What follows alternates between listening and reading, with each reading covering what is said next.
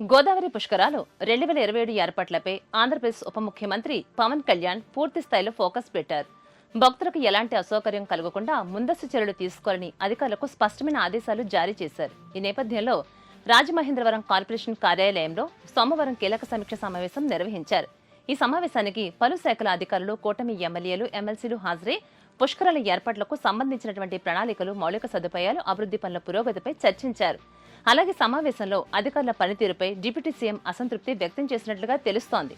గోదావరి పుష్కరాలకు సుమారు 10 కోట్ల మంది భక్తులు వచ్చే అవకాశం ఉందని అంచనా వేస్తున్నామని పేర్కొన్న పవన్ కళ్యాణ్ ఆ స్థాయిలో భారీ జనసందోహాన్ని దృష్టిలో పెట్టుకుని ఏర్పాట్లు ఉండాలని సూచించారు. అయితే 8,600 కోట్లతో చేపట్టాల్సినటువంటి అభివృద్ధి పనులకు సంబంధించినటువంటి డిపిఆర్లు ఇంకా పూర్తి కాకపోవడంపై ఆయన ఆగ్రహం వ్యక్తం చేశారు. ఒకే ఏడాదిలో 7,000 పనులు ఎలా పూర్తి చేస్తారు అంటూ అధికారులను నేరుగా ప్రశ్నించారు. ప్రణాళికలు లేకుండా పనులు మొదలు పెడితే పరిస్థితులు నియంత్రణ తప్పే అవకాశం ఉంటోందని హెచ్చరించారు. ముఖ్యంగా టూరిజం శాఖ పనితీరుపై అసంతృప్తి వ్యక్తం చేసిన ఆయన సరైన సమన్వయం లేకపోతే కేంద్ర ప్రభుత్వం నుంచి నిధులు పొందడంలో సమస్యలు తలెత్తే అవకాశం ఉందని స్పష్టం చేశారు. హడావిడిగా నాసిరకం పనులు చేయొద్దని కూడా అధికారులను హెచ్చరించారు. తొందరపాటుతో చేపట్టే పనులు భవిష్యత్తులో ప్రమాదాలకు దారితీసే అవకాశం ఉంటోందని పేర్కొన్నారు.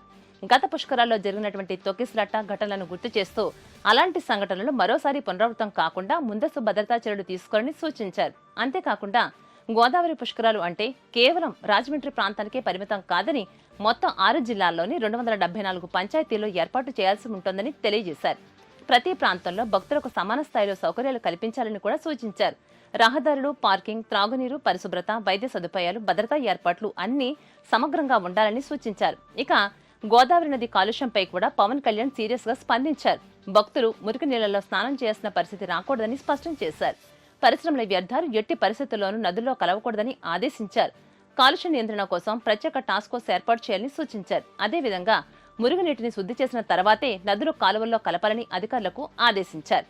ఇక పంచాయతీ స్థాయిలో మురుగునీటి శుద్ధి కేంద్రాలు ఎందుకు సమర్థవంతంగా పనిచేయటం లేదు అని ప్రశ్నించారు. కాలుష్య హాట్స్పాట్లను గుర్తించి వెంటనే చర్యలు తీసుకోవాలని కలెక్టర్లకు సూచించారు. మొత్తంగా గోదావరి పుష్కరంలో 2027ను విజయవంతం చేయాలి అంటే అధికారులు, ప్రజాప్రతినిధులు, అన్ని శాఖలు సమన్వయంతో పనిచేయాల్సిన అవసరం ఎంతైనా ఉందని పవన్ కళ్యాణ్ స్పష్టం చేశారు.